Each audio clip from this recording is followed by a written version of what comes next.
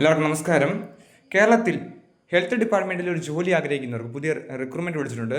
District health and family വെൽഫെയറിലേക്കാണ് recruitment വിളിച്ചിരിക്കുന്നത്. നമുക്ക് വന്നിരിക്കുന്ന റിക്രൂട്ട്മെൻറ്റിൻ്റെ കംപ്ലീറ്റ് ഡീറ്റെയിൽസ് നോക്കാം. 102ഓളം വേക്കൻസിയാണ് റിപ്പോർട്ട് ചെയ്തിരിക്കുന്നത്. ഈ റിക്രൂട്ട്മെൻറ്റിലേക്ക് 27/5/2026 വരെ നമുക്ക് അപ്ലൈ ചെയ്യാൻ സാധിക്കുന്നതാണ്. ഒന്നാമത്തെ post mid level service പ്രൊവൈഡറാണ്.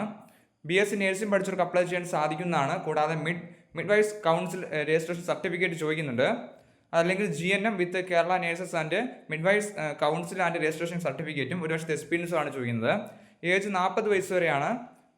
100 vacancy ഉണ്ട്. 20,500 രൂപ മാസം സാലറി ആയിട്ട് ലഭിക്കുന്നതാണ്. അത് ഡെവലപ്മെൻറ്റ് തെറാപ്പിസ്റ്റ് ആണ്.